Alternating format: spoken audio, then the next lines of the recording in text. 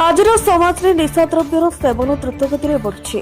यार सबुठाରୁ ଅଧିକ କୁପ୍ରଭାବ ଯୁବପିଢ଼ି ଉପରେ ପଡୁଛି, ଯାହା ଫଳରେ ନିଶା ଯୋଗୁଁ ଚୋରି, ଲୁଟ୍, ହତ୍ୟା, ବଳାତ୍କାର ପରି ଗୁରୁତର ଅପରାଧ ଦିନକୁ ଦିନ ବଢ଼ିବାରେ ଲାଗିଛି।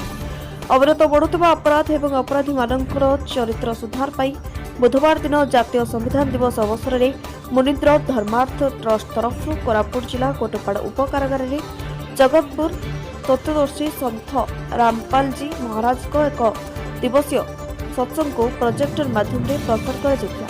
ସତ୍ସଙ୍ଗରେ ସନ୍ଥ ରାମପାଲଜୀ ମହାରାଜଙ୍କ ଦ୍ୱାରା ପବିତ୍ର 4 ବେଦ, 18 ପୁରାଣ, 6 ଶାସ୍ତ୍ର ଏବଂ ଅନ୍ୟାନ୍ୟ ଧର୍ମଗ୍ରନ୍ଥରେ ଥିବା ପ୍ରମାଣିତ ଜ୍ଞାନକୁ ସରଳ ଭାଷାରେ ବ୍ୟାଖ୍ୟା କରାଯାଇଥିଲା। ଶାସ୍ତ୍ର ଆଧାରିତ ଏହି ସତ୍ସଙ୍ଗକୁ ଦେଖି କଏଦୀମାନଙ୍କ ମନରେ ଏକ ନୂଆ ଉର୍ଜା ଏବଂ ସକାରାତ୍ମକ ଚେତନାର ସଞ୍ଚାର ହୋଇଥିଲା।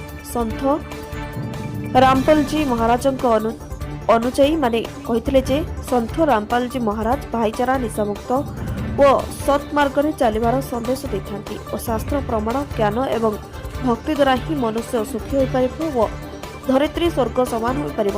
ସତ୍ସଙ୍ଗ ଦେଖିବା ପରେ ବହୁତ କଏଦୀ କହିଥିଲେ ଯେ ଯଦି ସେମାନେ ପୂର୍ବରୁ ଏପରି ଜ୍ଞାନ ପାଇଥାନ୍ତେ ତେବେ କେବେ ଅପରାଧର ରାସ୍ତାରେ ଆସିନଥାନ୍ତେ। ପ୍ରମାଣିତ ଏବଂ ବୈଜ୍ଞାନିକ ଭାବେ ବ୍ୟାଖ୍ୟା କରିବାର ଥିବା ଏହି ଜ୍ଞାନ ଦ୍ୱାରା କଏଦୀଙ୍କ ମୁହଁରେ ସକାରାତ୍ମକ ପ୍ରଭାବ ସ୍ପଷ୍ଟ ଭାବରେ ଦେଖାଯାଇଥିଲା।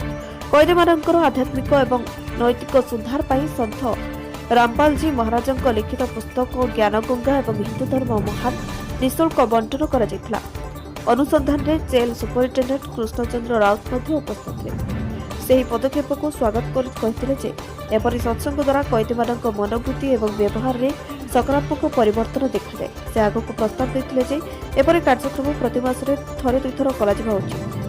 ବୋରିଗୁମା ବ୍ଲକରୁ ରାମଚନ୍ଦ୍ର ନାୟକ ରିପୋର୍ଟ, ରିପବ୍ଲିକ ଓଡ଼ିଶା।